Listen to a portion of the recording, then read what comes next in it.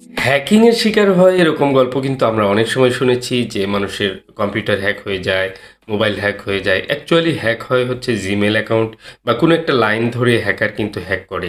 তো আমার Gmail account যখন হ্যাক হয়ে যায় তারপর কিন্তু আমার ইউটিউব চ্যানেলটি ডিসেবল হয়ে যায়।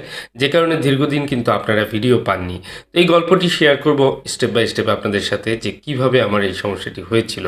আমি যথারীতি আমার কাজের টেবিলে কাজ করছিলাম এবং হঠাৎ করে আমার মোবাইলে একটি মেসেজ আসে কোনো একটি ফোন থেকে বা কোনো একটি ডিভাইস থেকে আমার জিমেল অ্যাকাউন্টটি লগ ইন করার চেষ্টা করা হচ্ছে।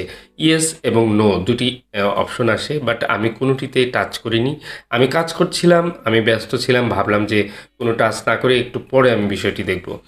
ঠিক ওই সময়ের মধ্যেই আরেকটি মেসেজ আসে যে আমার টু স্টেপ ভেরিফিকেশন অলরেডি কিন্তু চেঞ্জ।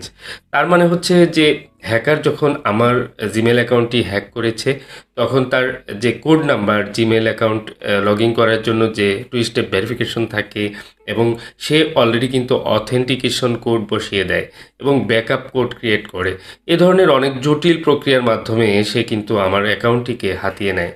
হাতিয়ে নেওয়ার পর তাৎক্ষণিক আমি চিন্তা করতে থাকি যে আমার এই অ্যাকাউন্টের সাথে সম্পৃক্ত যে সমস্ত বিষয় রয়েছে সেগুলোকে সিকিউর করতে হবে।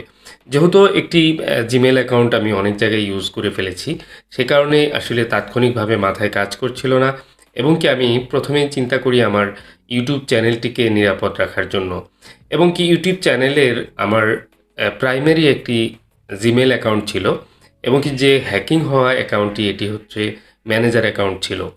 তো ম্যানেজার কখনো ওনারকে আসলে রিমুভ করতে পারবে না, বাট ওনার চাইলে ম্যানেজারকে রিমুভ করে দিতে পারবে।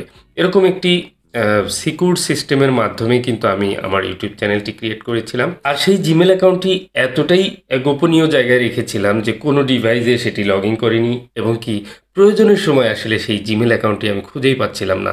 এটি খুবই হতাশাজনক ছিল এবং যে কারণে কিন্তু আমার জিমেল অ্যাকাউন্টটি অলরেডি কিন্তু টার্মিনেট হয়ে যায়। মানে হচ্ছে হ্যাকার সেখানে একটি কমিউনিটি ভায়োলেন্স করে চ্যানেলটিকে ডিসেবল করে ফেলে এবং কি ইউটিউব কোম্পানি কিন্তু সেটা চ্যানেলটা বন্ধ করে দেয়। আর হ্যাকার কিন্তু বসে থাকেনি, হ্যাকার কিন্তু আমার জিমেল অ্যাকাউন্ট ব্যবহার করে ফেসবুকটি নিয়ন্ত্রণে নেয়। সে বিভিন্ন অপকর্ম করতে থাকে। তো এরকম সিচুয়েশন থেকে কিভাবে সব কিছু রিকভারি করলাম এবং নিজেই করেছি, এই বিষয়টি আপনাদের সাথে শেয়ার করব।